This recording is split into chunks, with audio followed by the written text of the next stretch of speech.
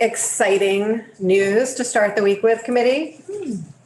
While we don't receive full print copies of the PVR report anymore, we can still trust our joint fiscal office to deliver, and we have our new fiscal facts. So on your desk. It's just a 1-year thing now, right? We do real PPR report next year, maybe? I think because we were so sad, they will give it back to us next year. But we do have fiscal facts, so this is here. It might be buried underneath paper on your desk, but something to celebrate amidst this wild week. We are gonna go fast and furious again this week. All the bills that we have in committee also still need to go to appropriations. And they need time with it before the end of the week. So speak early if you feel any feelings about anything, and try to ignore grammar in the hopes it will get fixed somewhere else. Okay. I think so. And with that, He's not here. I did one last week though. yes. Yeah. And with that, David, if you could join us. Welcome to the Ways and Means Committee. We're so happy to have you. First time I've physically been in Ways and Means in so long, I don't even remember the last time. Congratulations on avoiding us for this long. Congratulations on your new spacious and sunny digs. It's Isn't our art beautiful? wonderful. Great. Yeah, we'd love to hear about 484. Okay. The real question is, so David Hall Legislative Counsel for your record, the real question is, how much do you want to hear about H44? We want to hear like 10 minutes about 484. Whoa, 10 minutes for the whole bill? You know, if you could. All Or right, you this just- bill spends a bunch of money on workforce and economic development stuff. Now, We need to go through it, but we don't need to go through the language. We just need to know what it does. I can give you like one sentence on each section. That sounds It might take more than 10 minutes. It could, Okay, let's do that. One sentence on each section. okay. Okay, and Strategic in my been sentence. screen sharing something with us? I mean, I can, if that's what you would like me to do. That is your choice. I would like that if that feels possible for you right now. Do you need the link resent? I think you did a great job putting it in all caps. Zoom link. I tried. Thank you, Sorsha. All that happens if anyone would like a hard candy. Citrus and ginger Oh, from Montreal, so they're fancy. Those are ginger candies. They're citrus and ginger. It's Or- your Grace. maybe named Grace, yes, okay. I can't rename it. It won't, Finally figured that it out. won't rename it. Way back when my daughter was using this for school during remote learning on occasion. She wasn't even supposed to, but she did. oh, no, thanks. And she named this iPad Grace. And now every time I go into a committee, Is your daughter's name Grace, or she just wanted to Yes. offer Grace to all of us? both. She's Oh, search is on it for you. so good. She's 16 now. Oh, my. When I started this job, she was 1.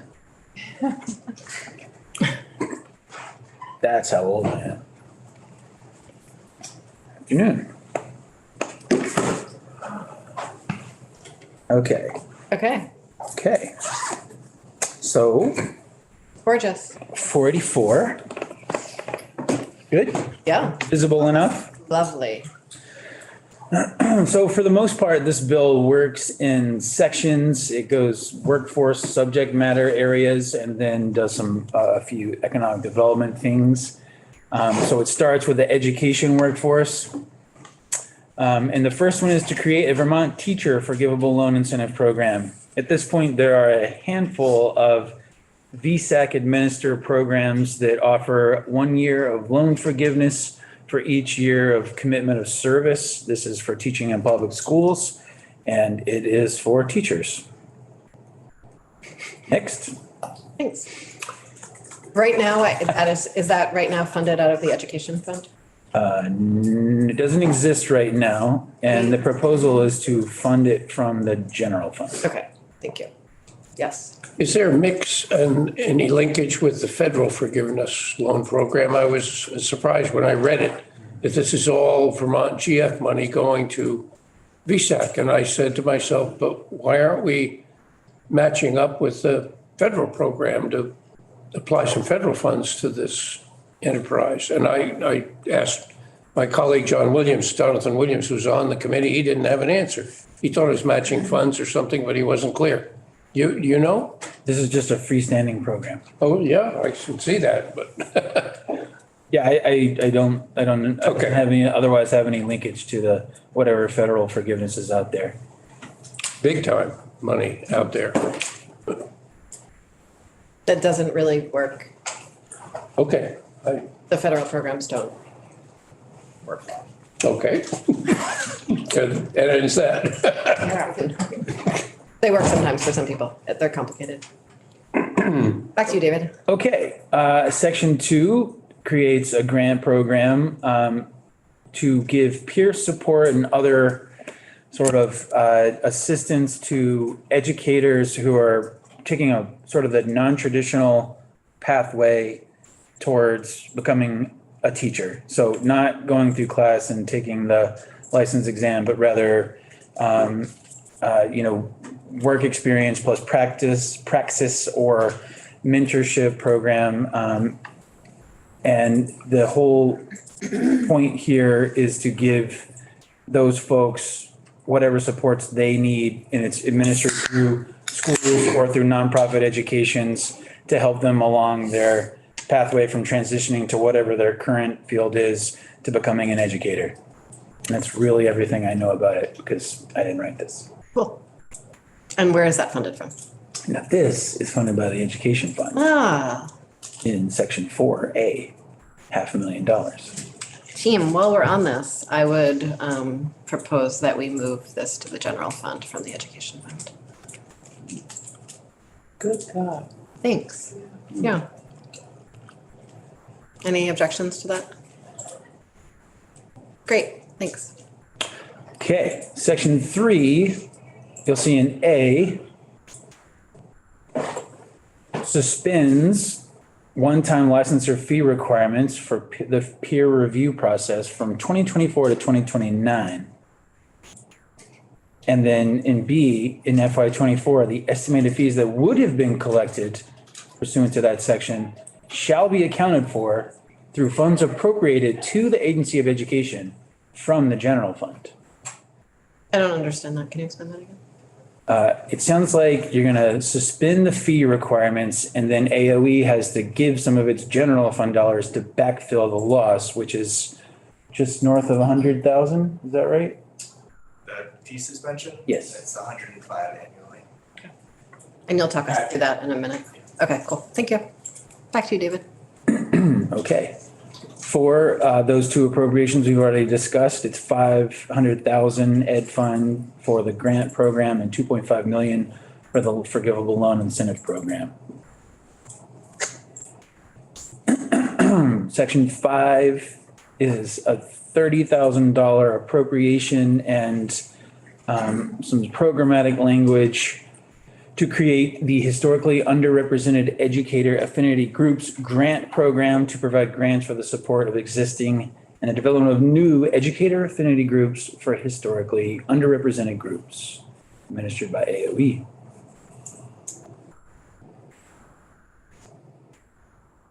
We're trying to understand and improve longstanding and well-documented issue of underrepresentation in the teacher workforce. That's what that does. Ready to switch to corrections?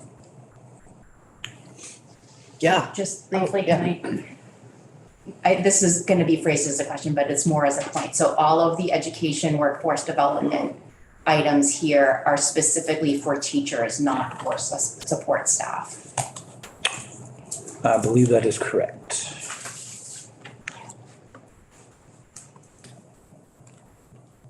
And the sum of the financial impact is 105 grand. Well, it's 105 per year for the years that those fees are suspended. Okay. And then we have the appropriations, which total 3,030,000. But on the revenue side. Let's save David from the numbers, given that we have Okay, the number sorry. guy coming It's in. okay. Okay. It's a good caution. I don't really math, so I'm glad that Okay, those types are in the room. great. So two pieces on corrections. One is to provide additional funding for a current contract that's in force to provide supervisory and management professional development services within DOC. The second piece relates to a peer support program. It's a new piece of codified law. This is substantive, not revenue impacted, but basically two things, calls for the further support and creation by these peer support programs to allow people who've experienced traumatic events or other adverse conditions in their workplace working for DOC, and to ensure that within the context of these programs, communications, group sessions, individual sessions, the material discussed is confidential, private, not subject to public disclosure unless there's some exception like a specific crime has been committed or exploitation of a vulnerable child or adult type thing. Otherwise, it's supposed to be a confidential peer support program process. Okay, Section 8 is $2.4 million to the Serve, Learn, and Earn program. This is the coalition of 4 groups that do learning opportunities for young adults. So VYCC, Audubon, Vermont Works for Women, and Resource VT. Originally funded last year in S11. Section 9 is additional $1.5 million in general funding for the Agency of Education to provide adult learning services. Section 10 is an appropriation and a charge to Advance Vermont to create a climate workforce-focused public education campaign. It's basically multimodal outreach to publicize and promote the career pathways and opportunities available for education and training in climate-related careers. Fun. Okay. Section 11 is a $60,000 appropriation to Vermont Sustainable Jobs Fund to allow them to expand their business coaching program so they can work with a targeted group of business owners or tradespeople to expand their focus to more climate efficiency and renewable energy sort of business practices and models. Section 12 is a $2.5 million appropriation to the Vermont Office of Engagement to provide forgivable loans for recent college graduates who agree to stay in Vermont 2 years after graduation. This was originated last year in S11, and this is an additional amount of funding for that. Section 13 appropriates $700,000 to the state colleges to establish a BS in restorative justice. Section 14 is a study, Vermont Criminal Justice Council and the state colleges. How can we align and avoid duplication, standardize the curricula required to achieve certification in law enforcement, criminal justice? Section 15 is a $1.5 million appropriations to allow the state colleges to create a certificate program in 3D technology. Is it fast enough, slow enough? I think that's a good pace. All right. 16, $3.8 million to the state colleges for households with income of 75,000 or less for education programs. This is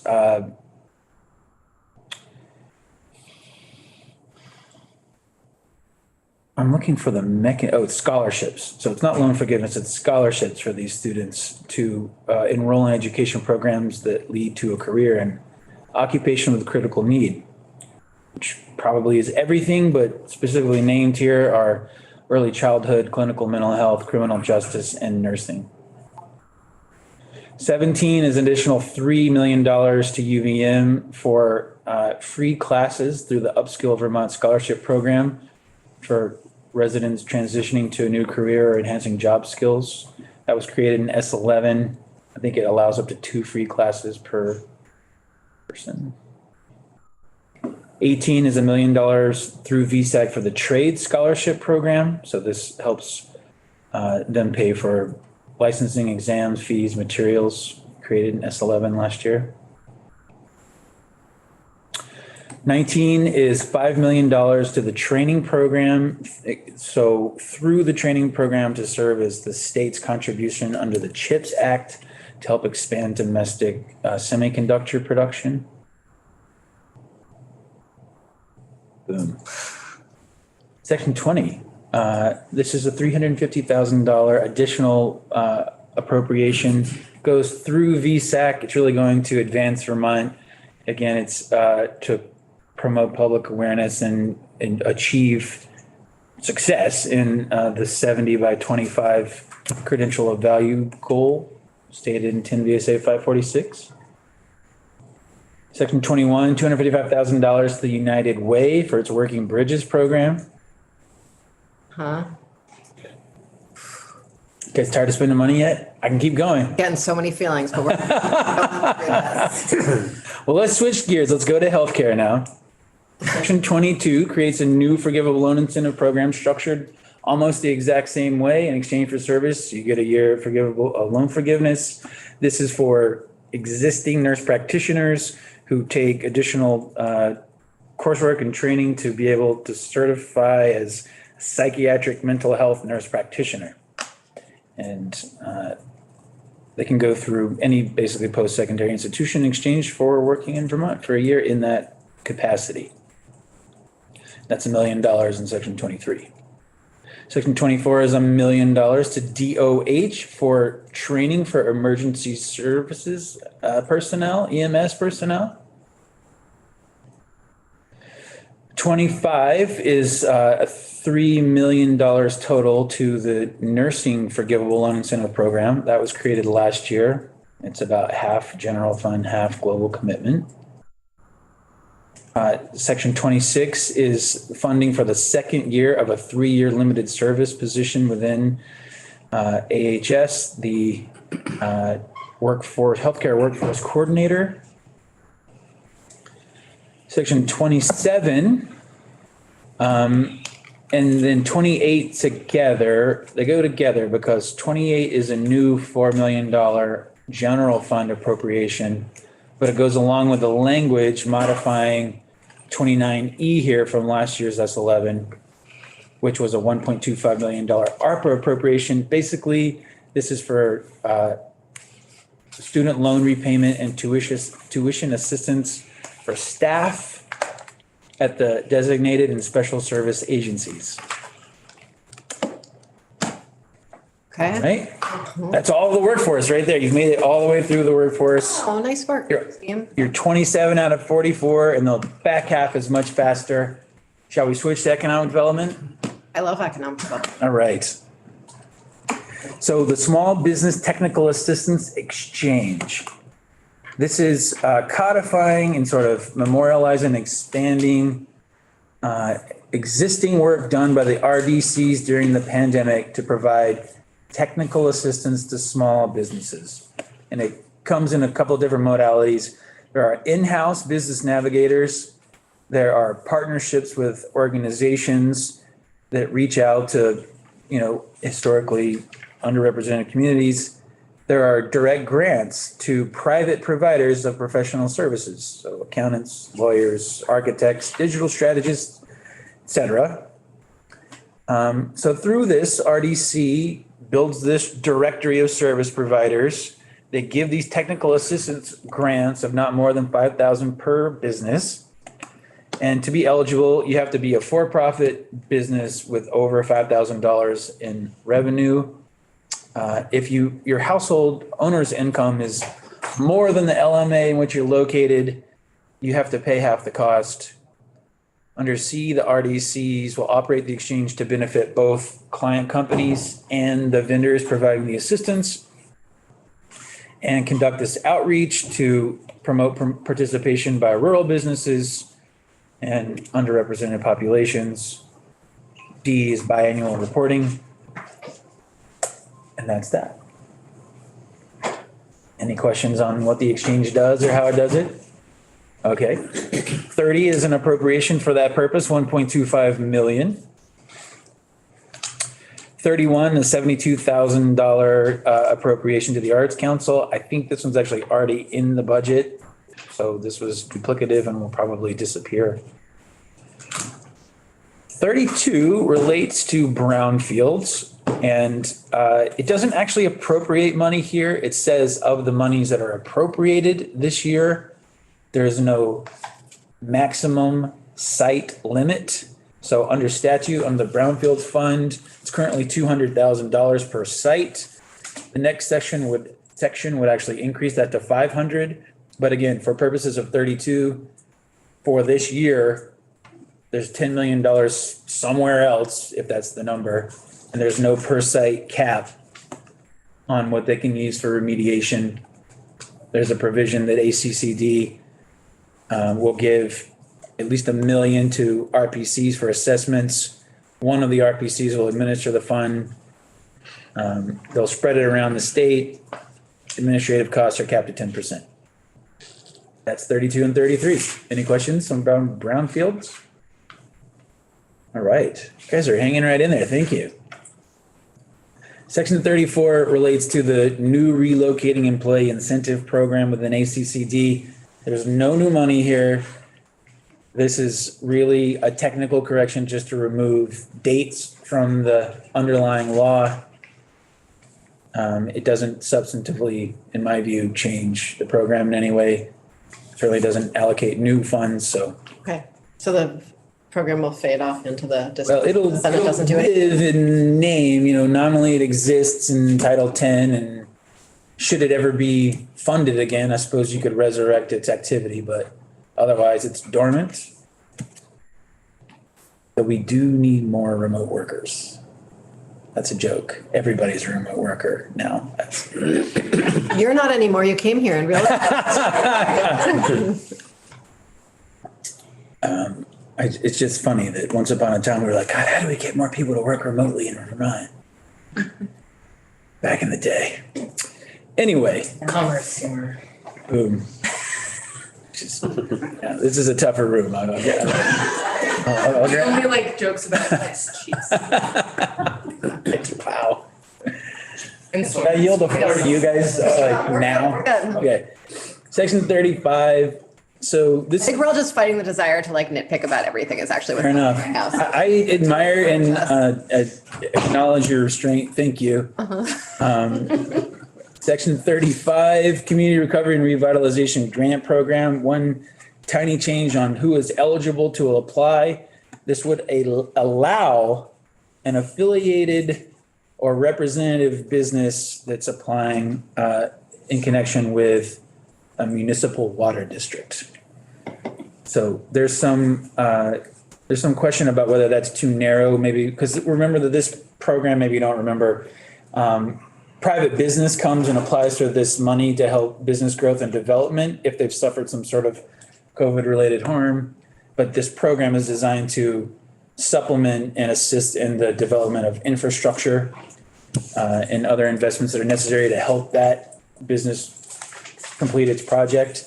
So this is saying, you can't be a state or local government operated business right now. This would say, unless you're affiliated with or representative of an applying municipality's water district. I don't know which of your water I districts, appreciate that. coming along. Somebody's is, somebody wants to be here, so you could ask Commerce who it is. Okay, section 36, the Rural Industry Development Grant Program. So this is a new grant program within ACCD. This is for local development corporations to be able to facilitate the industrial development of property. So the money flows through ACCD to LDCs who will either buy the property, develop it, remediate it, take down a building if it's there they don't need, supply infrastructure to it. You can also use this money as the investment requirement that comes under a VITA subchapter 3 loan, which helps with similar, sort of industrial development, or for the matching grant side of another federal or state loan program. So ACCD, evaluates the applications, We can, makes the grants, blah, blah, blah, $5 million, next section. 38, Better Places. This bumps up the number of projects that can happen in a single municipality in a single year from 1 to 3. The next few pieces on downtown development, the first one, make sure they get per diem. Back up a minute, sorry. Yep. Which one? Here? Where are we backing up to, Catherine? So it went from 1 to 3. Right. Yep, the argument was there's no allowance for what size of a project in municipality. So that I think there were some that only had like a $500 or a $1,000 investment, but then couldn't get any more that year. HDCD proposed to eliminate the cap. Commerce said, let's go from 1 to 3. Here we are. Were there some communities that applied for grants but did not receive grants? I have no idea. Do we know if this was an oversubscribed grant program? All good questions for The policy committee. EHCD or Commerce. Feel free to send a text message while you're saying.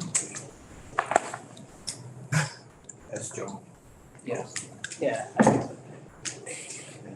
I mean, we all, in my experience, there are patterns of some communities getting multiple access to grant opportunities when some who maybe get the most don't have any opportunity. And I'm not sure why we would be focusing on giving more grant dollars to folks who have already gotten grants when there are probably communities that haven't gotten anything yet.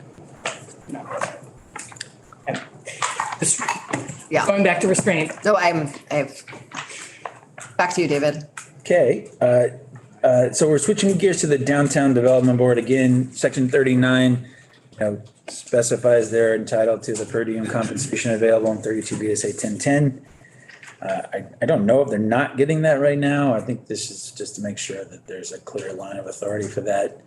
And then 40, 41, 42, and 43, this has to do with when they evaluate and approve an application. Right now, the law requires that it happen within 45 days of receipt of the application. This just says it has to happen by the first meeting that occurs after 45 days of receipt. So Great. whatever that gets them. The last piece, Secretary of State One-Stop Business Portal. We're going to make this happen one day, and this is the year. We're going to change things though, so that Secretary of ADS is in charge of the steering committee. Secretary of Administration is now on that steering committee at the table. The report will come in December of this year, not 2019. And the one sort of, For demographic information on the portal, David? so that's the addition on page 43 here. It is voluntary, it's the opportunity for people to self-identify their demographic information concerning ownership of the business. And that can be part of the data that is available through the portal. And then the last bit is that each state agency and department will designate a single employee or team who is charged with the duty to provide assistance to the steering committee so that all the different pieces of state government are in fact responsive to any request. Thank you. Did the whole bill, there it is. Thanks. Sure. I have one other amendment, other than the moving the thing out of the ed fund, which is posted up on the committee page. And it's essentially, we've heard a lot about workforce shortages, and one part of that, and people taking time off. And one part of that is sort of, closing the gap, and a lot of the, making sure there are more people who are trained, and that's a lot of what this bill does. But one piece that I've talked to a lot of folks in my community about, and talked to my RDC about, is the idea of providing technical assistance, the existing technical assistance program, to actually help people think about their workforce slightly differently. And like modernizing their scheduling, or how they design shifts or think about work or whatever that is. But just to not just keep on doing what we're doing and hope that more people will come, but in fact to start thinking a little differently about what work days look like for employers. And that's happening all over the world right now, and just sort of asking the RDCs to help businesses think about that. Yeah. I didn't get to look at this, but do you also have anything in there about cell phones and internet when an employer calls people at the last minute to have them for work, and then they don't pay for the cell phones? No, there is a whole other bill around on-call scheduling and supplies I put required that for in work that I years think we ago. both, I think we put that in together a couple of years ago, and I But think I that didn't put it is in again. still on the wall, and I think there's a bill like that that's up on the wall in House General. That's sort of a slightly different issue. This is just technical assistance within the existing technical assistance program. Okay. But I agree that that's an important thing to do too. Representative Andrews, did you have a? No, I'm hand? good, thank you. Okay, cool. I'm not gonna. Okay. Limited to Yes, thank you. assistance to the RPCs. though. No, it's assistance the RDCs are providing to businesses within the section that David put up. It's posted on the page if you want to pull it up, David, for a minute, and then we can hear about the fiscal impact. It's up, it's right there.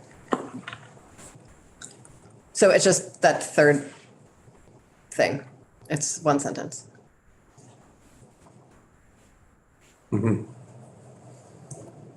I'll say something positive. Thanks. Really appreciate the EMS section about investing in education and training, and a part of our healthcare delivery system that's really struggling and has higher and higher expectations around training that volunteers have to do in order to volunteer to save lives. So glad to see that included. I'm really excited about all the pieces about like retaining college students and scholarships, because we do have so many folks who come here to go to school or go to school here and then leave afterwards. So I'm appreciating that we're like paying attention to that population. And with that, shall we hear about the fiscal impacts? Thank you, David. My pleasure. And am I good to go next door, or do you need me to stick around? I think we're good, and we'll send you a note if we need you back. Okay. Where are you going next door so we can, she knows where you're going. Okay, thanks. Hello. Pat Titterton, Joint Fiscal Office. Posted on your committee's webpage is a fiscal note. And I am just getting my screen ready to put up. Can everybody see that? Yes. Great. So overall, in this bill, there's about $41.4 million in appropriations. That is split between the general fund, federal funds as part of the global commitment match, and then the $500,000, which is currently in this version, in the education fund. So you can see here that if we make that one adjustment and move that money out of the ed fund and into the general fund, your overall total will still be the same, but general fund will increase to $39.6 million. So that one change will just affect that one piece there. And as you know, that moving it out of the education fund will mean you don't have to deal with it as you continue working on the yield bill. The other piece in here, which I know David referenced, we can actually scroll down just a little bit, is that suspension of a teacher fee. So this particular teacher fee that's being suspended here has to do with peer review. And the annual cost of the foregone revenue is estimated to be $105,000, not million dollars annually. That's money that goes to the teacher licensing special fund. And the way it's constructed here is that the foregone revenue will be backfilled by the general fund for that foregone revenue. So you're suspending from 2024, fiscal year 24 through 29.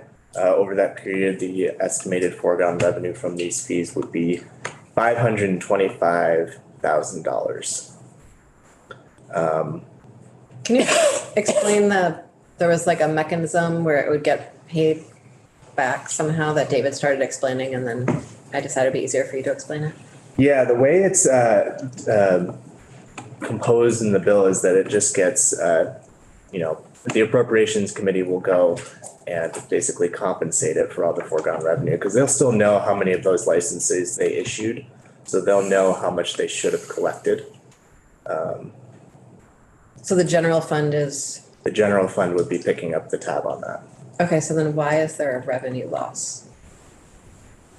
It's because you have to account for it in the out years, I guess. it's not written in there currently as an appropriation. So the idea that you're backfilling with the general fund on a later date, you have to actually calculate what that revenue loss was. And this is what we're estimating I call it pressure. It's $105,000 on the general fund to be annually. So it's something that you have to appropriate for each year going forward. It's not included because there's not an explicit appropriation for it in the bill. It's not included in the total I showed you further up top. But it is something that will have to be accounted for and appropriated for at a later date. Thank you. And I'll pause there because the rest of the fiscal note is everything David just told you. It's just running through the appropriations and what programs they're tied to. I guess the one that we'll look at is the Emerging Pathways Grant Program, which is the one that you are moving from the education fund into the general fund. Thank you. Any questions? Thoughts? I'd love to have a motion on my amendment. If we can Yes. start with that. I'll make a motion that we receive draft 1.1 favorably. That's the amendment on H 484. Second. Representative Demrow moved, Representative Anthony seconded. Find Draft 1.1. draft 1.1 amendment favorable. Any discussion? If the clerk could please call the roll. Andrews, yes. Anthony, Yes. Beck, Yes. Brannigan, Yes. Demrow, Yes. Maslin, Yep. Meadows, Yes. Bodie, Yes. Sims, Yes. Taylor, Yes. Canfield, Yes. Kornheiser. Yes. 12-0-0. Thank you. 12-0-0. And then can I have a motion on the underlying bill?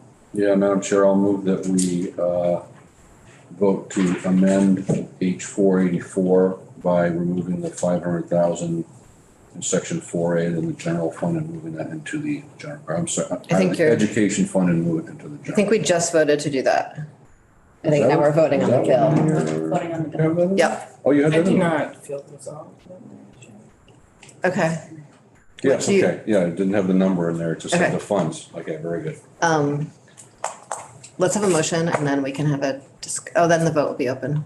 What would help you, Representative Sims, to figure your stuff out?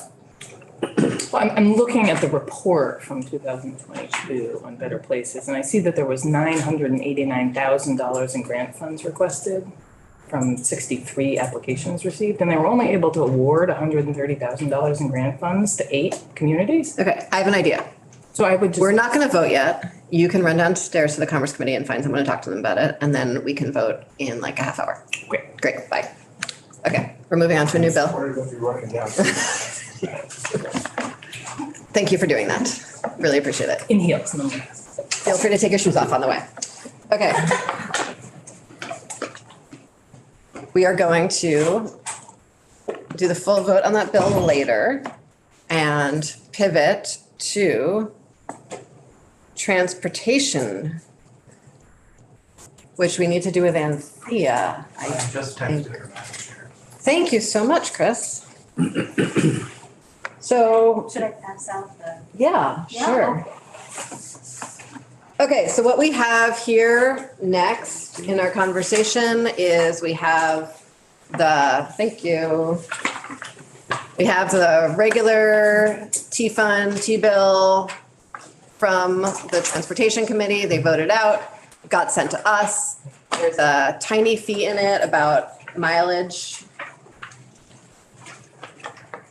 for hybrid, for electric cars, thank you, which is why it got to us. It's here with us.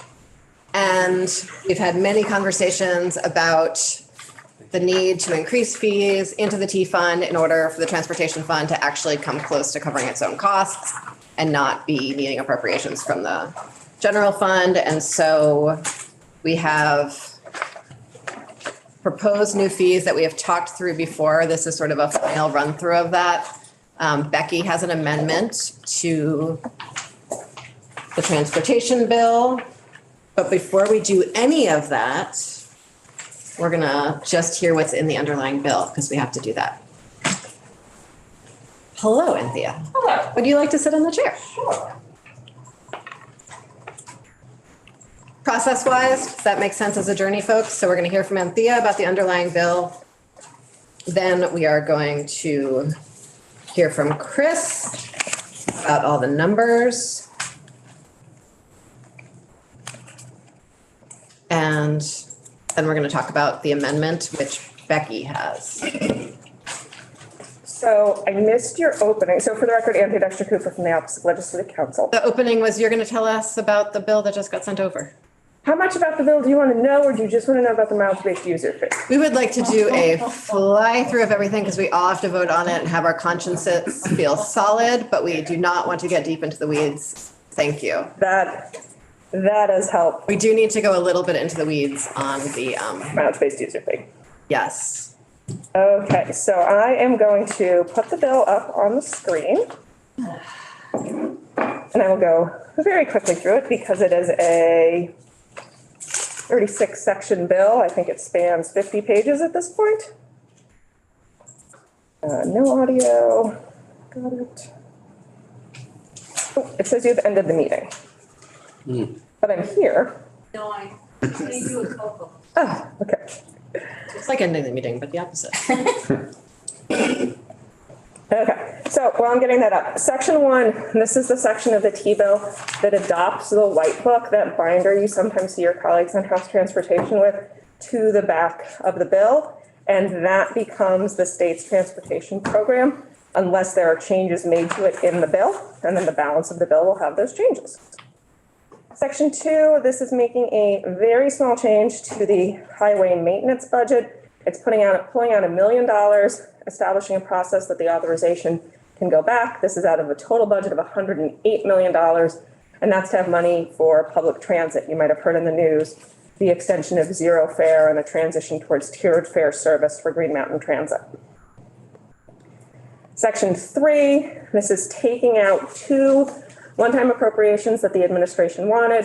$3.5 million for the St. Albans District Maintenance Facility that would have been using the capital fund operating money, and $3 million for some rail trail community connectivity grants specific to the Lamoille Valley Rail Trail. Both of those have been stripped out of the bill by House Transportation. Do you know why?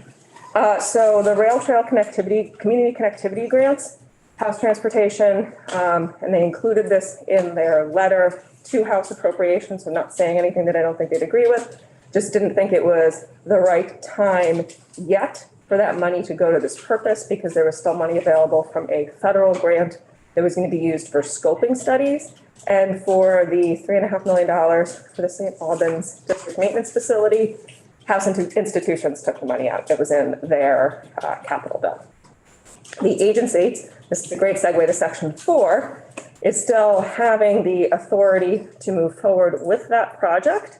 It will be added to the white book as part of the transportation buildings program. And they will be, I believe, based on testimony that they provided, starting the preliminary process of that project in this fiscal year 24. And that project will appear in the white book in subsequent years.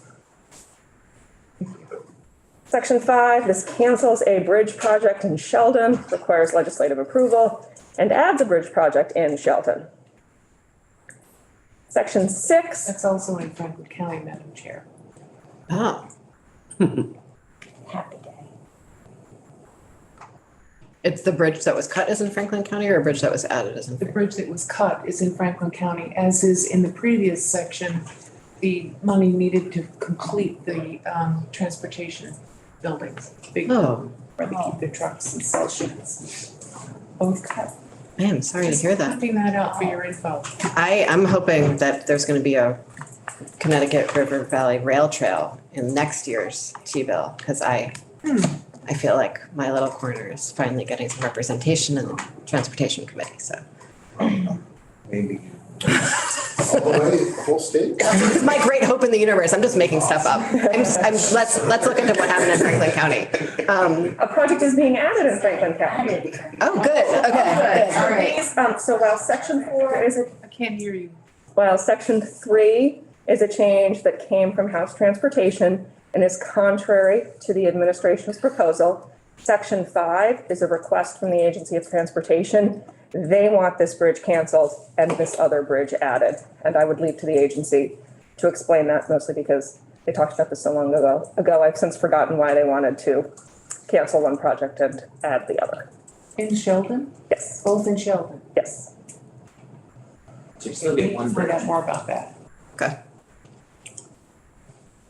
Okay, section 6, this is the Transportation Alternatives Grant Program. This is funded through federal money under the IIJA, the Infrastructure Investment Jobs Act. The amount of money available to the state for this grant program was doubled, and this would allow the agency to double the grant awards, which under statute are capped at $300,000 per award for the next few fiscal years, 24 to 27. They'd be allowed to have a grant award of $600,000. Section 7. Yeah. How much, Cynthia, how much is available for that? You know, Who knows? what have it on my bill? Madam Chair, do you want me to? Let's wait on the questions about the dollars until we get to the dollar people. Is that okay? Jim? Yeah. Okay, cool. I just. Yeah. Curiosity. Yes. Thank you. Okay, section 7, this is some changes to statute for the central garage fund. And not trying to avoid anything, just it's very confusing when 3 people are testifying simultaneously. So some changes to the statute that regulates the central garage fund. This has to do with how the money can be used. In subdivision 2, it's saying that it can be used to provide general equipment repair and major overhaul service, inclusive of any assets, supplies, labor, or use of contractors necessary to provide that service. The main change that you'll see in subsection B, there's some technical rewriting just to make the section read better. The significant change is on line 20 to line 2 of the next page. Under current statute, the agency cannot increase the total number of permanently assigned or authorized motorized or self-propelled vehicles within the central garage fleet without the approval of the General Assembly. This would eliminate that General Assembly requirement so they could increase the fleet size. And then the other change that you're going to see is in how the appropriation that's required in subsequent years is calculated with respect to the depreciation, if a piece of equipment is fully depreciated but it's still being used. And then the final piece is an amendment to the definition of equipment, and it's making it a bit broader than just motor vehicles and highway maintenance equipment. It would also be necessary assets required by the central garage in order to fulfill the objectives of the section. My understanding is that these are changes to statute to conform to how the central garage fund is currently being utilized, with the exception of that cap on the fleet size. And when I gave my process update before you got here, Anthea, I just want to I skipped a piece, which is we are not voting on this today. So anyone who has to do research about impacts in their own communities has 2 days. 2 days, a day? Thursday, we are voting on it. So that's like a millennia in crossover.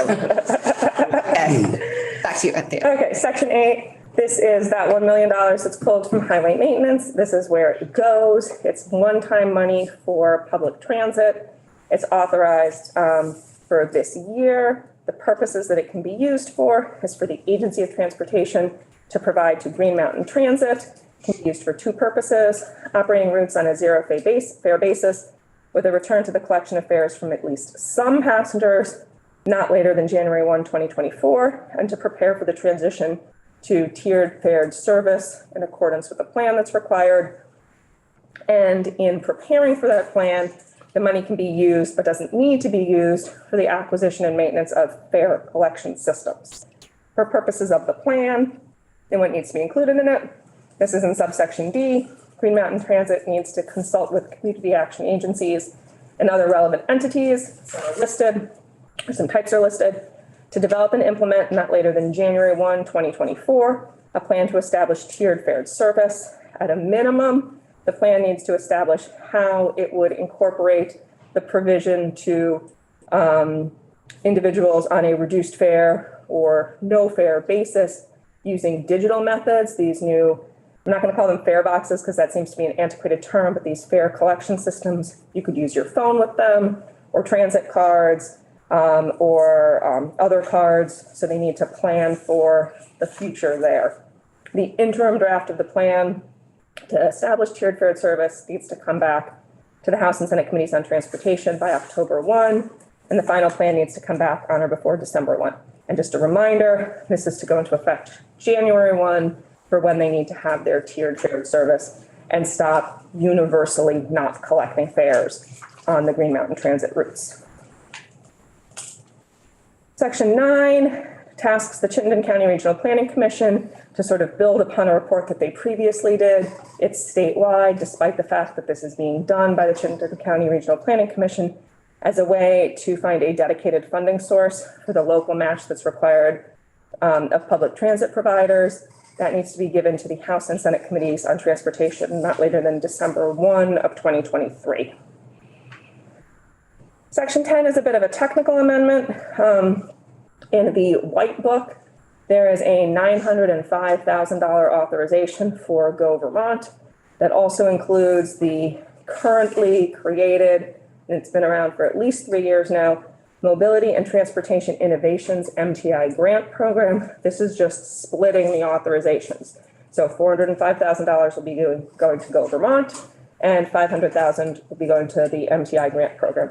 Not a deviation from what the administration proposed. They just lumped two items together as a single item in the White Book, and this is separating it into two. Takes a lot of charts to do that. Section 11 through, I think it's going to be 15. 11 through 19. They're all related to the vehicle incentive programs. There are currently 4 vehicle incentive programs. There's the incentive program for new plug-in electric vehicles. Plug-in electric vehicles are your plug-in hybrid electric vehicles. That would be like a Prius Prime that you can put both gas and electricity into, and battery electric vehicles like a Tesla that just take electricity.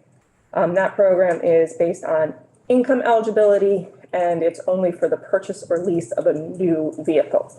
There is Mileage Smart, that's based on high efficiency. That would cover a hybrid, like a traditional Prius, in addition to other other vehicles that would fall under the definition of a plug-in electric vehicle. That program is based on a different income eligibility, and that is for used vehicles. Final 2 programs that currently exist: Replace Your Ride program, that's based on qualifying by income and by replacing a current internal combustion engine vehicle. There are requirements based on it being a certain age and having passed inspections. And then that can be used to incentivize other transitions to cleaner forms of transportation. It could include purchasing a vehicle, but it also could include getting an e-bike. And then the final program that exists is an e-bike incentive program. That program was fully depleted very quickly, and the Budget Adjustment Act will put $100,000 back towards that program. All of the language related to all of the programs, except for the e-bike incentive program, is being repealed. Not because these are not programs that are going to continue. In fact, there's still money left in the authorizations for all of them, but because they're going to be codified in the Green Books in Title 19 to make them easier to find. So Section 11 repeals all the language.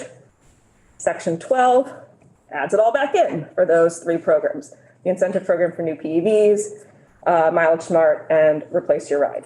If you go to House Transportation's website, their committee page, you will see some charts that compare how the programs are changing from session law to codified law. It's not a lot of changes. Mostly they're there to give the agency a little bit more flexibility in maintaining the programs on an ongoing basis. Things like, instead of being a set incentive amount and a set base MSRP, there's a little bit more wiggle room. The incentives are up to.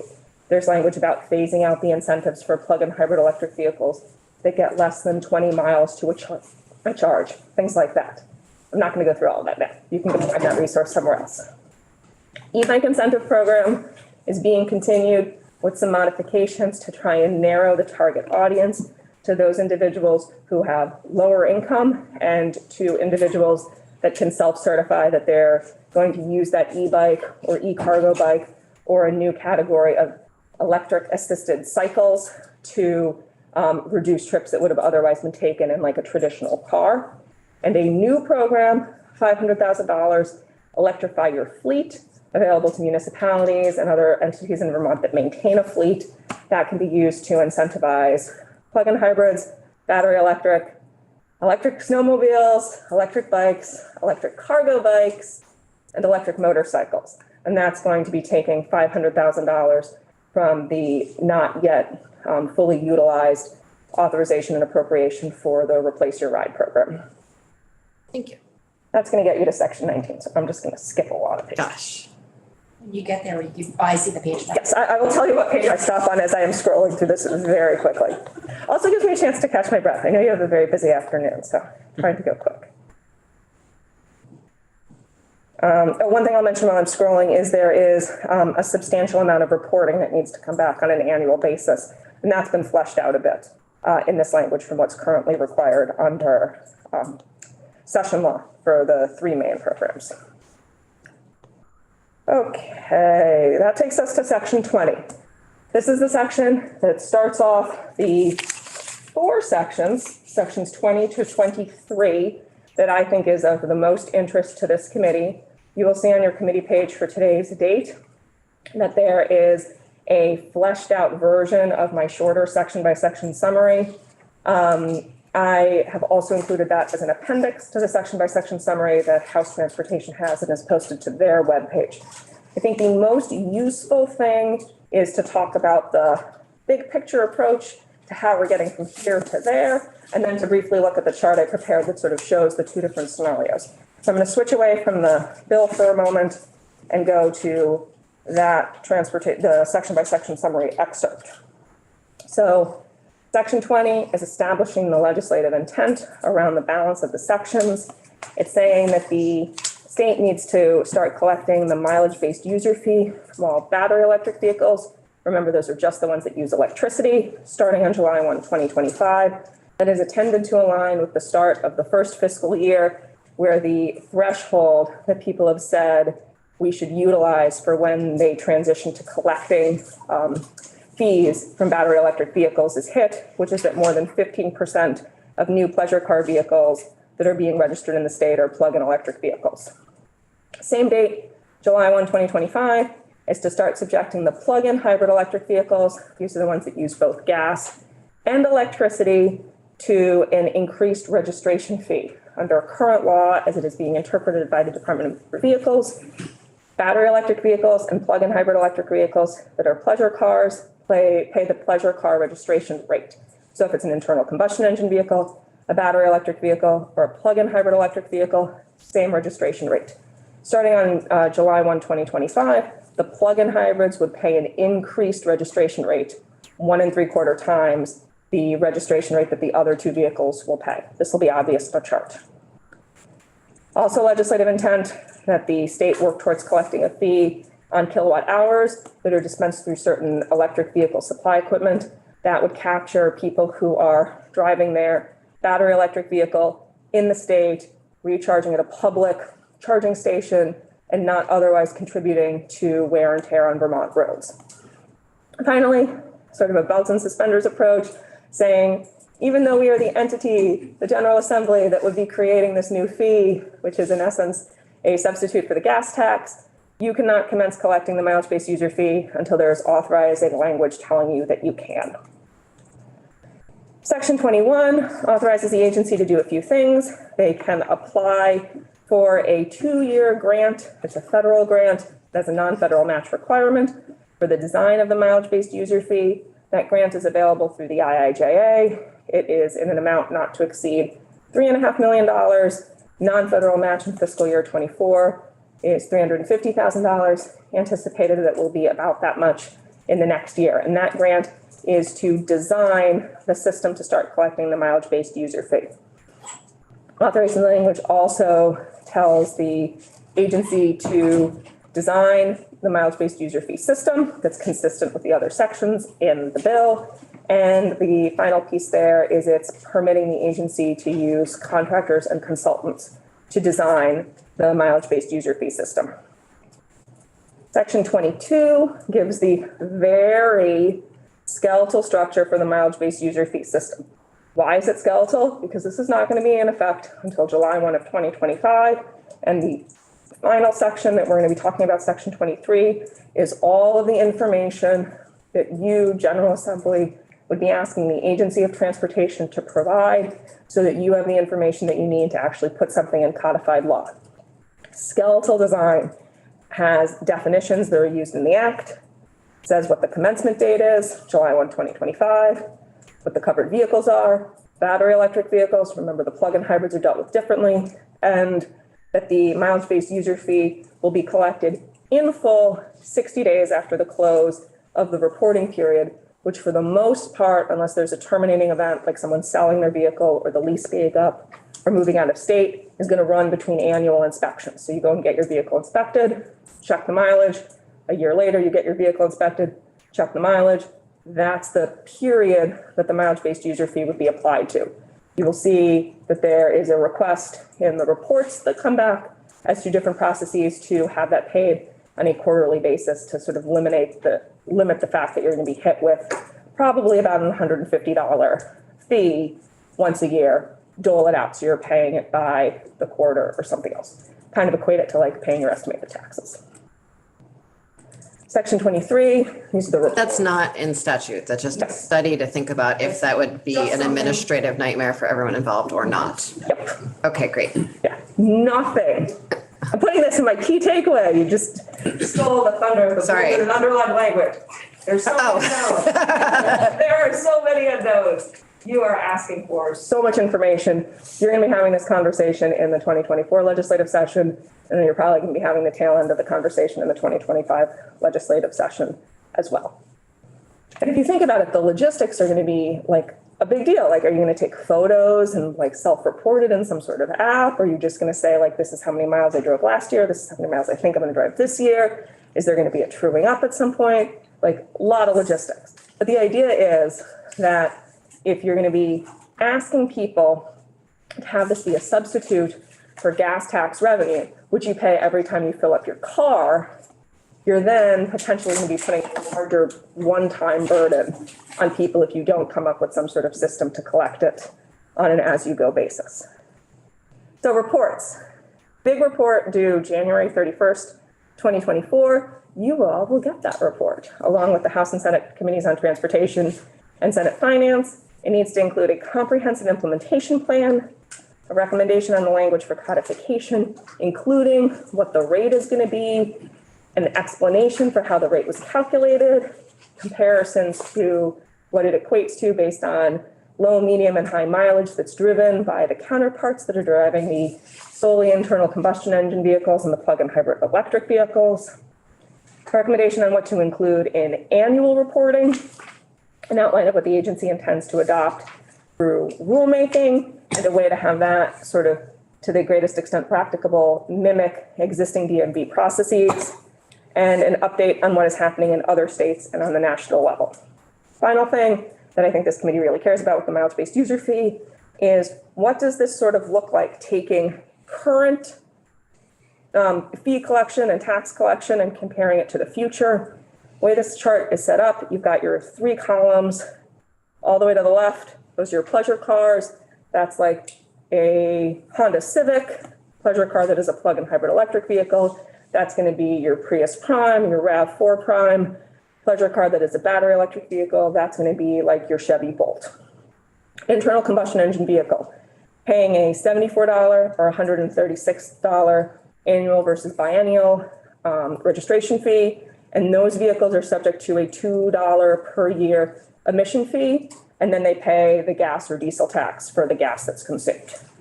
Plug-in hybrid electrics, that's in your middle column, pay that same registration fee, same $2 emission fee, and they pay currently gas tax for the miles that are driven using gas, but nothing for the miles that are driven using electricity. And then your battery electric vehicles, currently they pay that registration fee, they don't pay the emission fee, and they don't pay anything in terms of gas tax or mileage-based user fee. Lower row, this is how it would change. No changes for the internal combustion engine vehicles. Same registration fee unless you increase it in a fee bill or other approach there. Same $2 emission fee, same gas or diesel tax. Plug-in hybrid electrics, it would be 175% of the registration fee. With the current in statute registration fees, that's about $130 annually for the plug-in hybrid electric, or $238 biennial for the plug-in hybrid electric. Continue to pay the $2 emission fee and continue to pay gas tax for miles driven using gas and nothing for miles driven using electricity. And then for your battery electric vehicles, no change with the registration fee, but the big new addition is that they would be paying the mileage-based user fee. I'm going to underscore the fact that nothing is going in codified law, nothing is going in session law except for legislative intent, request for reports, skeletal structure, not intended to go into effect until July 1 of 2025. At least 2 more legislative sessions to address this, and you will be getting lots more information and needing to be making actual decisions in your future legislative sessions. I'm going to pause there for a second because I feel like there was a lot that you actually care about, unrelated to some of the other parts of the bill. Anthony, I'm looking at the footnotes numbers 10 and 11. Yep. There's no, in the reportage, the process, the evolution, there's no drop dead dates in terms of making a decision whether there's a per KW fee for the charges. So that's just left dangling out there. It's left dangling out there. It's part of a plan, and it's sort of the intent that it's going to be something that is started to be collected. One of the things that I think is really important about the reporting requirements, and it's the very last thing, is an update on what's happening in other states and on a national level to sort of replace this lost gas tax revenue. There's only one state so far that is like even enacted anything that would be a per kilowatt hour fee. I would say if you had been asking me about this 4 years ago, the administration was like all in on the per kilowatt hour fee. And there's been a pivot in terms of the fact that there are a lot of technical issues with collecting that now, especially when like 80% of charging is done in people's homes. So I think there will be like a lot of the rest of this, there are so many unknowns. And if there's going to be more of like a universal ability to collect a per kilowatt hour fee, especially if there's a regional approach to it or a national approach to it. So I would definitely stay tuned on that. Thanks. The report being due January 31st, rather than say December 15th.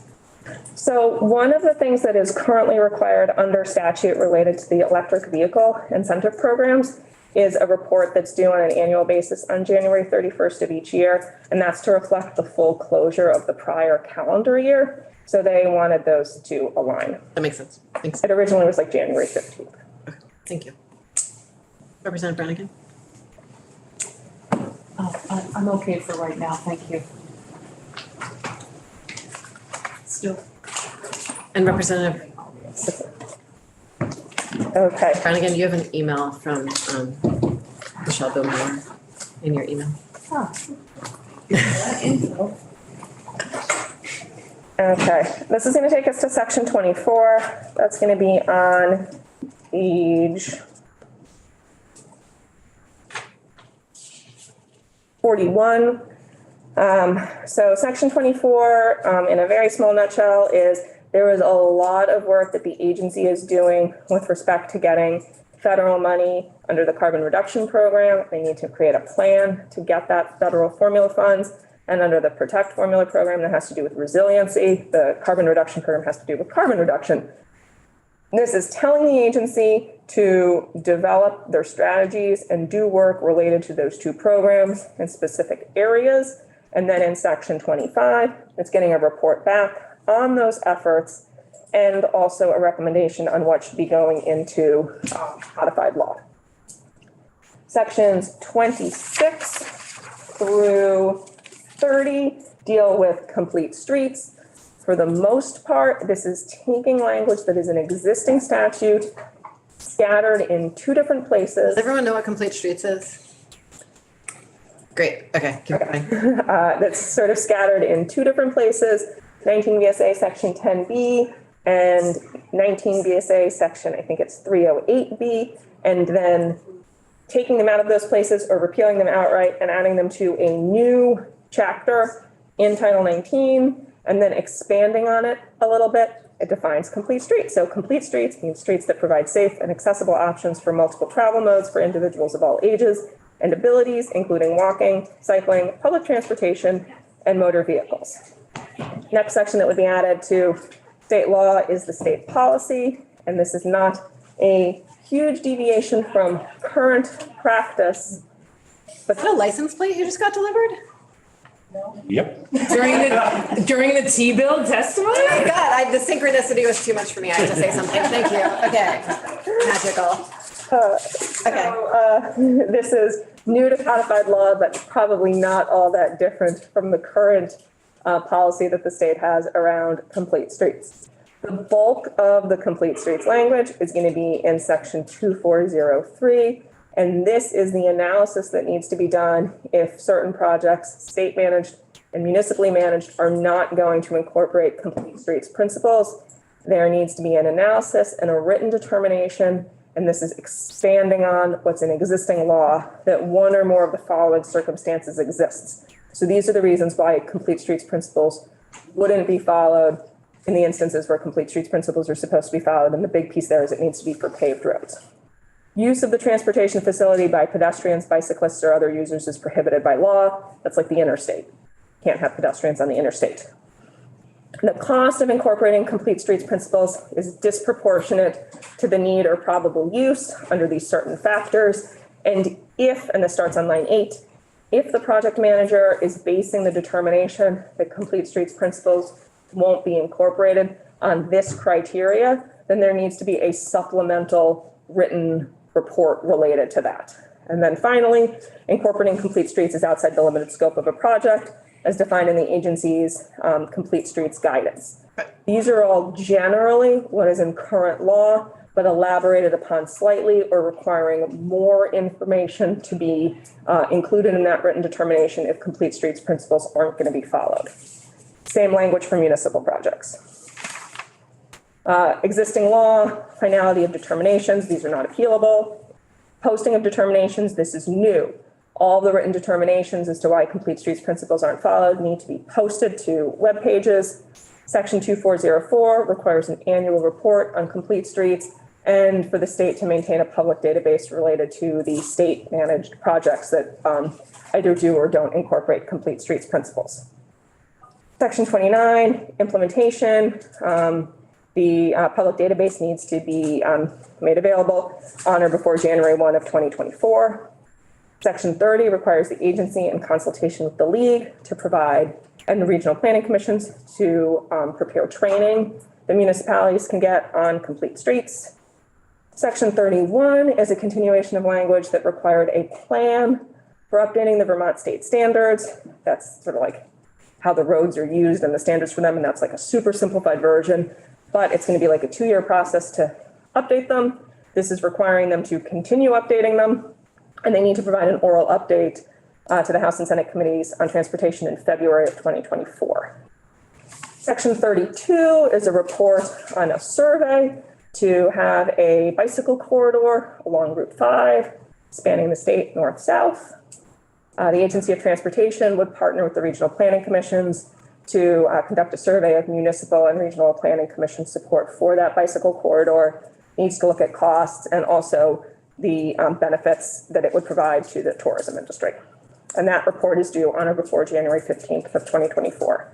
We now get to the technical pieces of the bill, extending a sunset that lets the Agency of Transportation enter into public-private partnerships by 3 years, repealing some codified or some obsolete or preempted law related to the schedules for passenger trains. Transportation Board doesn't have authority over that, and some language related to covered bridges and the restrictions of usage that probably should have been repealed last year when the language was moved from Title 19 to Title 23. And then Section 35 is creating some, or converting some positions with the Agency of Transportation. Everything in the bill takes effect on July 1, 2023, except for 2 sections that take effect on passage, and I don't think you need the details of that. So that is the T-bill. Thank you. You're That was impressive. You drove through that quickly. Wow, Catherine. I'm gonna stick around if you have questions. Thank you. It was. Chris, you're already a fast talker, so I can't wait to see what you're gonna do with us.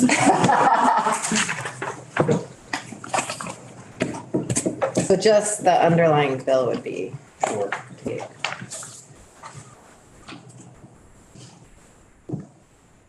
Share my screen. Hopefully it works. All right. Good afternoon, everyone.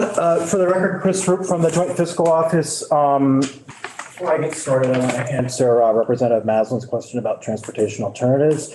The amount the state would expect to get will vary a little bit from year to year because it's project driven, but you're looking in the neighborhood of like $4 to $5 million a year of federal funds.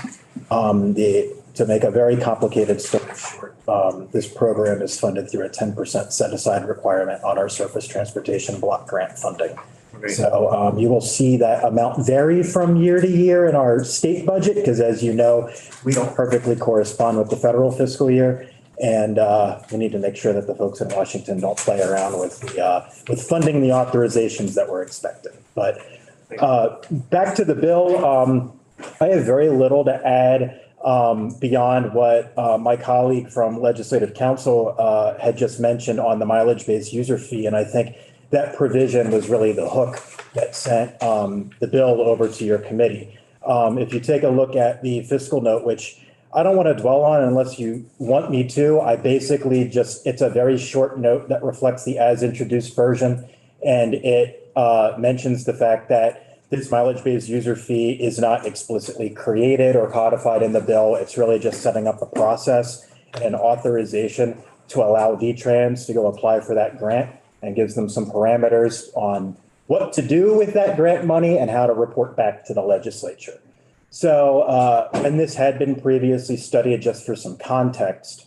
A prior study had estimated that if you sort of averaged out what the average Vermonter, their mileage per gallon, how many miles a year they drive, you work out to a fee that's in the ballpark of 1.3 cents a mile or about $150 a year for foregone gas tax revenue. So again, those rates, those numbers are not set in stone right now. That's from a prior analysis. The upcoming analysis will refine those numbers.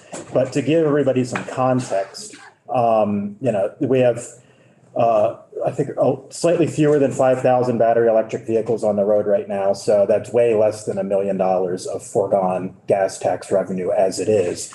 But as that exponential growth rate in vehicle adoption continues, that revenue hole is likely to get pretty deep pretty quick. So this is I sort of view this proposal from the agency as a way of sort of future-proofing our tax base.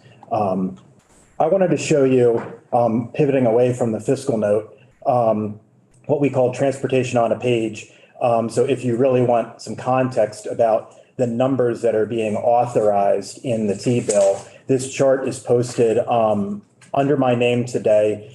And something, especially if you're a newer member to the committee or to the legislature, a key thing to remember about the T-bill is that the T-bill is an authorizing bill. It's not an appropriating bill. So what this bill basically does is say, Agency of Transportation, you have the permission to spend up to this much money on these activities, and these are the rules that we want you to follow when you do it. But the T-bill doesn't actually give them the money to do it. That's what you need the big bill for. So that's why we try to make sure that the numbers in the T-bill align with the appropriation totals that will be in the big bill. Because it doesn't really help us to have a bill saying we're going to spend $30 million on widgets next year, and $30 million is not provided to pay for widgets next year. So that's just a little piece of nuance that sometimes people don't understand with this bill, but you'll see these numbers reflected in the big bill as well. I just want to spend a little bit of time just showing you on this chart where the House has recommended making changes to the governor's recommend. The changes are actually very minor. The House version, the House T-bill does not propose spending any additional T-fund or TIB funds beyond what was included in the governor's recommend. In fact, the T-bill removes $6.5 million of proposed general fund one-time costs, that $3.5 million for the St. Albans garage, that would have been the general fund, capital cash fund paying for that, not bonded dollars, and the $3 million for the Lamoille Rail Trail Community Connectivity Grants that you heard. So this actually proposes to spend $6.5 million less of general funds than has recommended. But the changes that you will see are in the maintenance budget. You'll see $1 million of T funds proposed to come out of maintenance. And then you see that $1 million show up again in the one-time section. For one-time public transit, that money would go to Green Mountain Transit to assist them with the transition to resume fare collection January 1 and be reduced fare or zero fare up to that point. So that's how we pay for that thing, on that switch on a net neutral basis. There is also language in the T-bill as introduced that mirrors a construct that is in the current year's T-bill that gives the agency the ability to restore that $1 million to the maintenance budget if they need to, using carry forward funds from other base lines in their base budget, the other B900 sections. So that basically, in effect, think of this as using the maintenance budget as a placeholder to find this $1 million. And then if the agency goes through next year and realizes maybe they've got some more vacancies than they thought in one aspect of their budget, and they've got a little bit of a surplus, and maybe we have a really bad winter and we need that money in maintenance next year, the agency has the ability to move and restore up to that $1 million. So the language really is intended to empower the agency to manage their resources to meet the legislature's objective. The only other real change you'd see in here is there's a technical correction in the municipal mitigation assistance line item. There were a few technical corrections that happened to the White Book subsequent to its initial proposal. So the agency actually submitted a revised White Book. But this one change fell through the cracks in the revision of the revised White Book. So we need to make that change in the T-bill. So this is not an a House Transportation Committee led change. This is a change that they agreed with that was proposed by the administration to account for a federal earmark and clean water funds needed to make the non-federal match. Where do we see that? B919, Municipal Mitigation Assistance Program. That $1.4 million increase in federal. What row number? It'd be row 64. Yeah. So those little technical changes to the 1.4 is the federal line and the $1 million is the special funds line. Those were changes proposed by the agency to align to a federal earmark for water quality and meet the non-federal match. And we've sort of held off on having committee reporters come in the interest of saving time, but my understanding is that this was the unanimous vote out of the Transportation Committee. It was.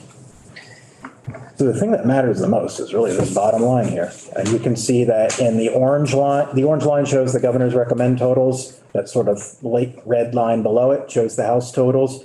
You'll see that the T fund, 325, just shy of 326 million. The House version balances to the governor's recommend for state funds. Same with the TIB fund and everything else. The only real changes you see here are changes in the general fund due to those changes from the one-time appropriations that were proposed coming out, some changes to the federal and the special funds. These are actually very, very minor changes in terms of the money to the governor's recommend. Chris, can you go back up to the rail section? I remember in your preliminary presentation a week or two ago, I asked about what appeared to be public reporting about extra or especially large allocations federal to rail. And you said, yes, but it's mostly grant? Competitive grants, correct? Yeah. And are those categorical so that, in other words, X is for this and for that and for switching and bridges and cross, what do you call it, rail crossings, et cetera? Okay. Yeah. Rail's a little more prescriptive than a lot of our other standard funds through federal highway. For our standard funds through federal highway, states get a formula allocation. And there's a great degree of flexibility in how you can spend those dollars. we don't get a formula allocation for rail. So we have to apply to the Federal Railroad Administration through the CRISI grant program and some of the other grants to make particular improvements on particular rail corridors. Thanks. Any other questions? Okay. General question. Yeah. On the rail funds that we apply for, how's that going? We doing all right? You know, I would defer to the agency on that, but it sounds like there's a lot of work underway, particularly on the Western Corridor, where they're upgrading the rail weights to the standard 286,000 pound and the necessary bridges. I know they've got plans for a couple other rail corridors, the Green Mountain Railroad that cuts across the bottom end of the state. And I believe they have been applying for several other grants to make a few other targeted infrastructure improvements.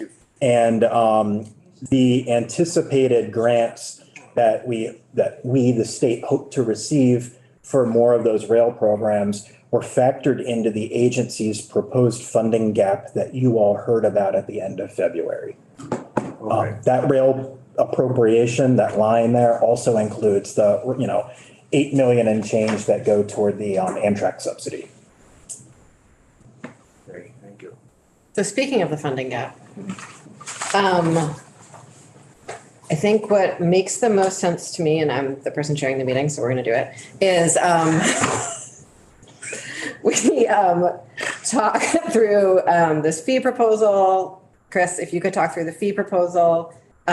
Before we jump into that, I just want to name that I've heard from the chair of transportation, who heard from you, Director Boomhauer, that your DMV IT modernization project might interfere with some of the implementation dates we have. And I just want to name that I under no circumstances want to interfere with any state IT modernization projects ever for as long as I live. I think there's and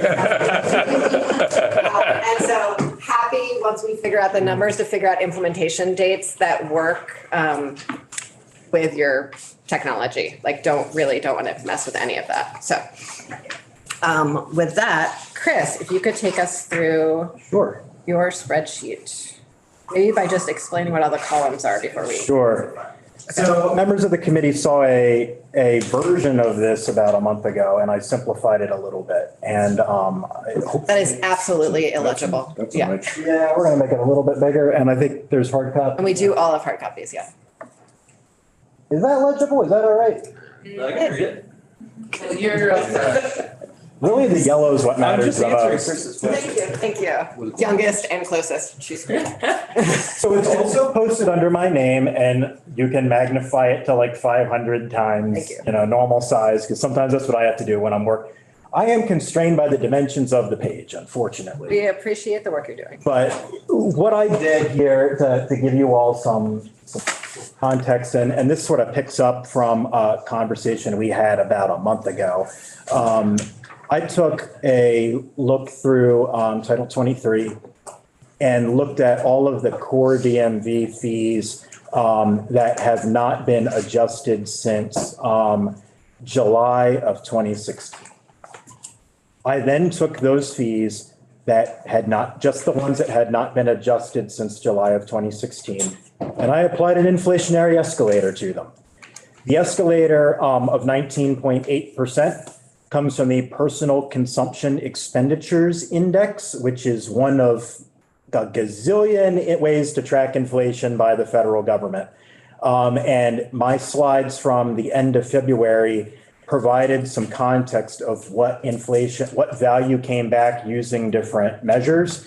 The measure of 19.8 was the lowest of the ones that I showed, and that reflects July 2016's value to December of 2022's value, which is the most recently available data at the time. Long, mealy-mouthed way of saying that inflation has gone up by 19.8% since the fees went up.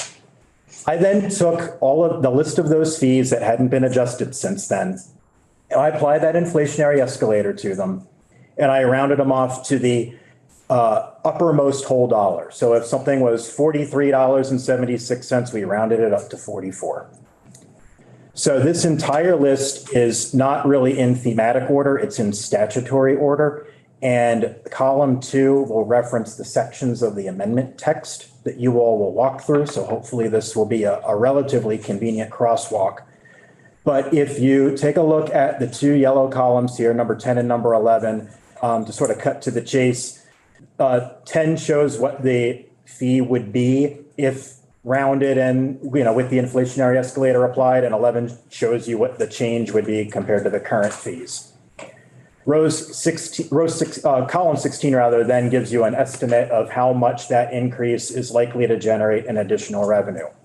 There are a few things I want to caveat on here before we go any further is the analysis has been refined a little bit since we were here back in February, and I had spoken to our economist and to several other folks. This version of the estimate is a little less than $2 million less than my prior version because light duty trucks were double counted in 2 rows. And so we made sure we only counted them once.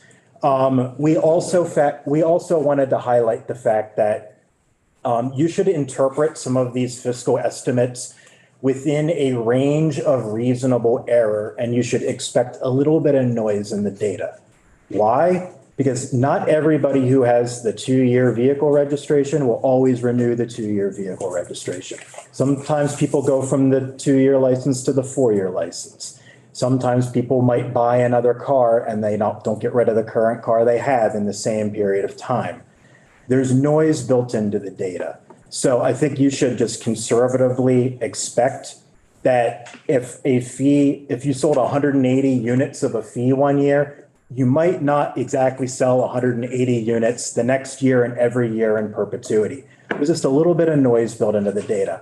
I view the range of noise as probably within 5 to 10%. So that's just something you should know going into this. The other thing I wanted to mention is that all of these are under the assumption that the fees would be in place for a full fiscal year. So, if there are changes made to the effective dates, that would obviously change. As you go through this list, though, you will see that there's 150 rows on my chart. Most of them don't bring in a ton of money, though.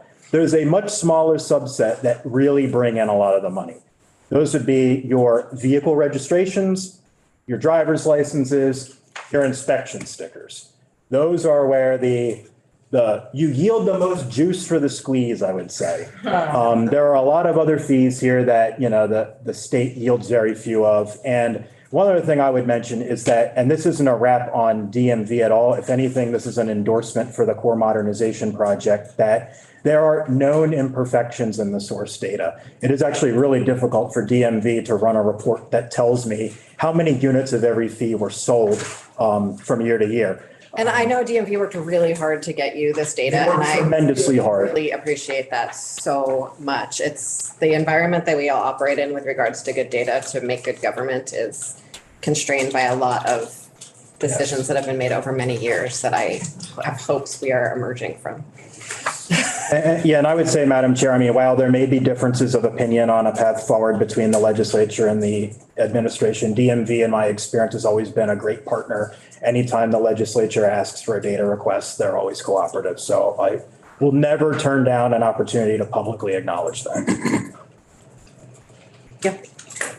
Chris, the squeeze of the juice notwithstanding, does your list go far enough to include the fees for gross vehicles over 8,000, that is the heavies? And it does. Okay, all right. Because I didn't get to see the bottom. Yeah, so I'm just going to scroll through this real quick and point out a few things, but because I don't want to go line by line, and I don't think you want to do that either, but there's a few things I wanted to mention to you all, and I also, if you have a question about something, I want to be able to stop and answer that. This is essentially the same spreadsheet that you shared with us a couple of weeks ago, so we've all had a lot of time to look at it and study it and think about our questions. And there's just a few items here I'd note that you see in beige coloring here, items that hadn't been adjusted since 2016 are not adjusted now. There are often public policy reasons why those fees hadn't been adjusted, like the non-driver ID for people with disabilities, for example, is not being proposed for adjustment here. There's also some that just they're sort of legacy fees on the books that are so infrequently used that it's just not necessarily worth the time to go through it. But there were a few things I wanted to point out really to Representative Anthony's question. Truck registration fees in section 47 is where you would see the heavy vehicles. That data is reflected a little differently here because that has its own spreadsheet that makes this one look like an elementary school textbook. It is big and convoluted because there's multiple components to the truck registration. That's where ton mile tax also appears. Right. So there's a component that's it's all based on how much your vehicle weighs. Yeah. So, and there's a lot of rounding involved and a couple different portions of the fee, but if people really want to wade into that, I can give you that spreadsheet. But the text of the amendment applies the exact same inflationary adjustment to those with the caveat that they're not rounded up to the nearest whole dollar. As currently written in law, the truck fees and the motor bus registration fees are not rounded off to the whole dollar. They're at actual cents. So I have maintained that construct in this sheet. Because those fractions of cents add up based on the way those registration fees are calculated by vehicle weight. I wanted to point out to you all that there are several items in here that could change based on other pending pieces of legislation. Row 108 is the driver's license reinstatement fee. You might remember that we were here talking about H53 on the same day we were talking about the transportation funding gap. And that bill, which is currently in the Senate, would remove the ability to suspend a driver's license solely due to the failure to pay amounts due within 30 days. So you could still have a suspension for having, hitting the 10 points for, DWI, behavioral things. But failure to not fully pay within 30 days, that bill would remove the possibility of suspension. That would impact, if it passes, the amount of revenue that's collected through the reinstatement fee by about $400,000 a year. So that's something that's not factored into the analysis, something to keep in mind. Other things, section 70, these red items here, this is where we're dealing with truck overweight permits. The miscellaneous DMV bill that is currently on the Senate floor, S99, proposes changing some of these fees as they pertain to milk haulers. And those changes, if passed, would collectively reduce the amount of money that comes in through overweight truck permit fees by approximately $17,000 a year. So that's not factored in. And if it makes you feel better, the cost of foregoing that revenue, there's another piece of that bill that would get rid of the little white inspection sticker on your license plate. So it would allow more people to print their registrations at home, which saves the DMV roughly $15,000 a year. I read about that somewhere and felt very excited for a minute. Yeah, it's interesting, right? Everybody hates those little stickers. They're very hard to I'm always scared I'm going to do it wrong and then I'm not going to have my sticker. Right. And, it's not just the cost of the sticker, but think about the fact that that sticker is why people can't print their own registration at home whenever the systems allow that to happen. So pivoting more people toward online transactions under the new system has a tremendous amount of opportunity to further save costs and just reduce paperwork, reduce postage, so on and so forth. I wanted to put a pin in that because that could change if this bill changes. The other thing I wanted to mention is, so my revised estimate for all the fees would be $20.5 million of additional revenue for the T fund, with those caveats and with that sort of range of error I mentioned and variance of up to 10%. The other item. So if any of those changes that you mentioned took place, that would mean that likely we would see a little less revenue from this, but we wouldn't necessarily need to do anything particular to the fees. We would just not see those fees happening because they were removed somewhere else in statute. Yeah, and I mean, we're in sort of a weird spot because there's a lot of bills all moving on parallel tracks right now that hopefully everything gets reconciled at some point in time.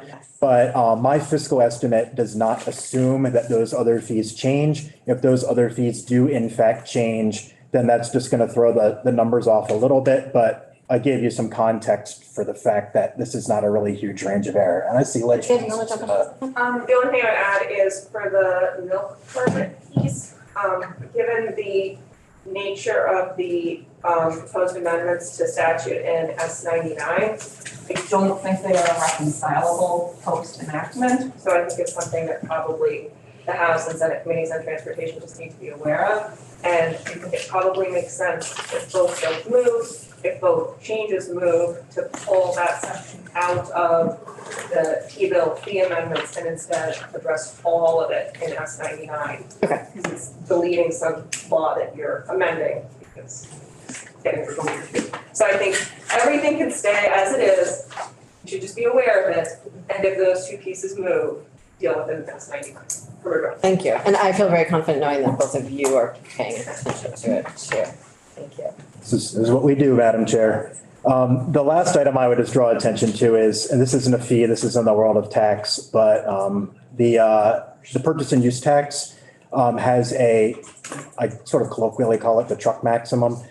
There's a provision in the statute where if your vehicle weighs more than, I think, 10,100 pounds, you pay up to a certain amount in purchase and use tax. It's 6% up to that max. In prior fee bills, when fees have been adjusted, this cap has also been adjusted. So I planned a inflationary adjustment to 2486 on that, up from 2075. That would yield, 2/3 of that revenue would go to the T fund, 1/3 to the ed fund. So you could see some estimates there of, roughly $1 million of additional revenue to the T fund and just over $500,000 to the ed fund. Important caveat is that actual revenues yielded could be a little bit less than this because you're increasing a maximum.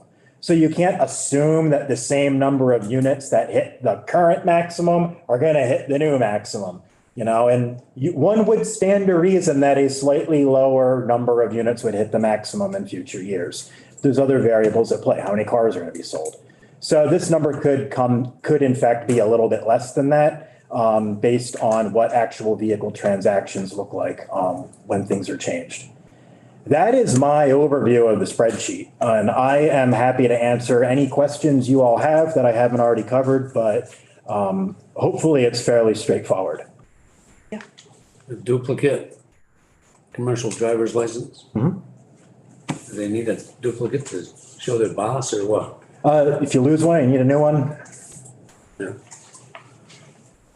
So that's actually a really interesting point, and I'm glad you brought it up, Representative, because one thing that is sort of a not immediate now kind of thing to worry about, but a few years from now kind of thing to worry about is the unintended consequence of moving to more online transactions could be that it's easier for people to print copies or duplicate things on their own without having to pay a fee, but we don't know yet whether DMV's system would be configured to collect a fee or whether, what I would do is if I'm printing my own thing, I'd save it as a PDF somewhere safe in my hard drive, and then I could just run another copy of it. But I don't know how their new system is going to be configured, but that is sort of a potential risk of having more transactions being done at home, as you can lose some fees for stuff. You're registering your vehicle. Representative Muslim, did you? Yeah, in the other transportation committees throughout the building, are they looking at the transportation funding gap over time? This has been a topic of conversation in both transportation committees. Okay, I'm glad to know they're thinking about it. They are. It'll come up at some point. I think we're going to bring it up right now. Well, you were gonna? No. The committee. Well, it's anytime there's a flag, at some point it's gonna come up, But it is the prerogative of the transportation committees to sort it out on the first pass, so. Yeah, and I think the committees are well aware and I think share the administration's concern about the fact that the additional federal money coming to the state is, I view it as a good problem to have in a way. In that I think we're all on the same page that more money is coming and it's going to require more of a match. I think there's difference of opinion on how to get to that match, but there's certainly agreement on the fact that there's a problem. And that problem, just to remind everybody, is over the next 3 fiscal years, 24 through 26, there is a projected $79 million gap between what we expect to bring in T-fund revenues under current law and what we expect to need just to meet the known expected federal match requirements. So the 24 budget concurs, the House version of the T-bill concurs with the governor's recommendation to use $10.9 million of general fund to transfer that into the T-fund in 24 to help bridge that gap. But that leaves a $68 million gap for FY 25 and 26's needs that need to be filled.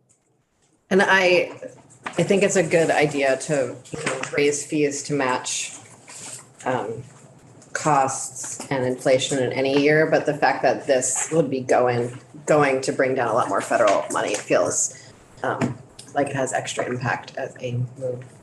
Representative Beck. Yeah, hey, Chris, I think I see on here, I may have counted wrong, but I think I see 5 places here where the additional revenue exceeds $1 million. I think you probably know which. That sounds right. Yeah. On just those, not all of them, because that would be impossible. How, on those 5, which means I guess that a lot of people are paying them, how does Vermont stack up against the rest of New England? You know, I've never done that specific analysis, but I think my question would be, it depends on how a state funds its overall transportation program. And every state in New England has some twists to it. So New Hampshire and Massachusetts tax vehicles very differently than we do. So they have colloquially called an ad valorem tax, where it's based on how old your vehicle is and how valuable it is. Property value. Yeah, it's based on the property value. And in states where that's, there's a wide range of fluctuation in what that looks like from state to state, but in some states that could be hundreds of dollars a year in fees to register your vehicle. Other states have tolls, and we don't have tolls, and we don't have the traffic volumes that make tolls viable, quite frankly.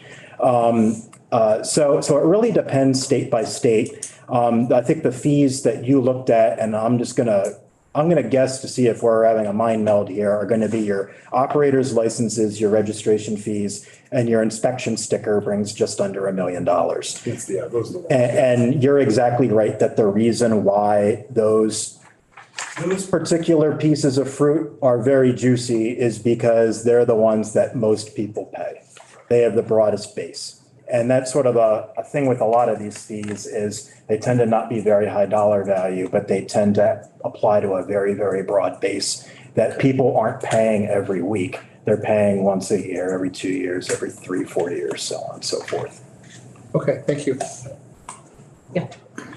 Chris, the salmon colored cells in rows 5, 6, 7, and 8, can you just remind me again why they're that color? It looks like none of them are getting increases. That's why. Yeah. So I put them in salmon color to remind me to look at those and to remind you all that they're not being adjusted. And if you take a look at column 5, you'll see that if I did my job right this morning, all of those pink ones should have a date other than. Yeah, they've got earlier recent Correct. dates. Okay, thank you. Thanks.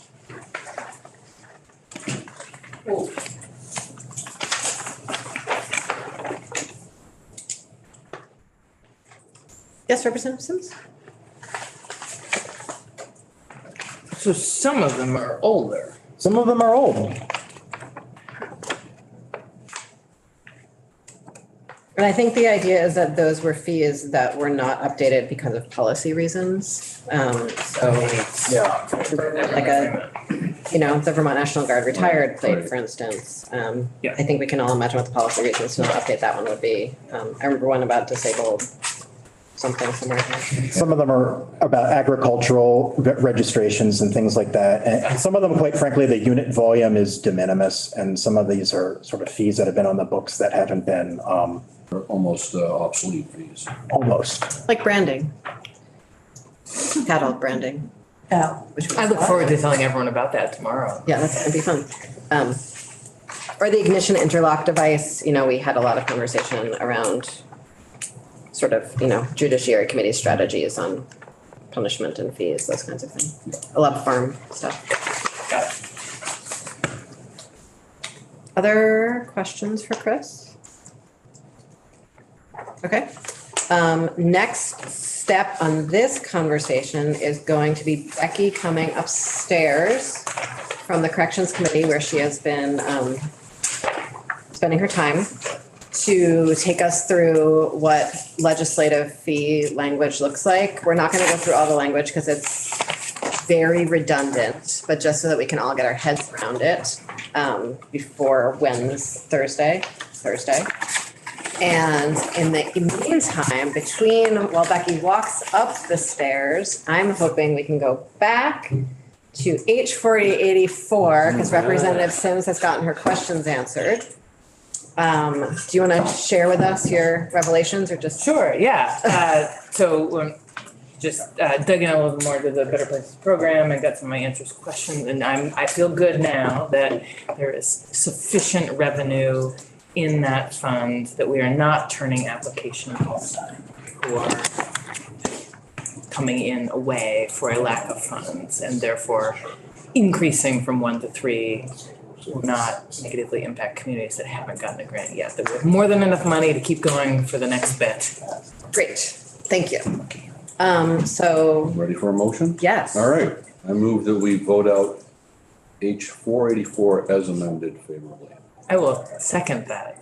So Representative Demrow moved the bill, Representative Sims seconded. Any further discussion? Does everyone remember what 44 was? Refresh me. That is the Workforce and Economic Development Bill that came over from Commerce. That is unanimous out of Commerce too, right? Yeah. That is my understanding, but I don't want to be quoted. If the clerk could please call the roll. Andrews, yes. Anthony is not here, sorry. Beth, Yes. Brannigan, Yes. Demrow, Yes. Maslin. Yep. Meadows, Yes. Odie, Yes. Sims, Yes. Taylor, Yes. Canfield, Yes. Kornheiser. Yes. 1101. Thank you very much. Director Willenhauer, do you have, I know you're sitting here, I just want to offer you, like, if you want to come tell us anything, you're very welcome to do that. But you're not obligated to do so either, because I didn't warn you. I appreciate that, Madam Chair. I really don't have anything Okay. to add to what Anthony and Chris have shared with you, and the questions have been answered. Okay. If there are other questions, I'm happy to respond to those unless they relate to a DMV related question. Okay. I'm not the expert in it. Okay, thank you.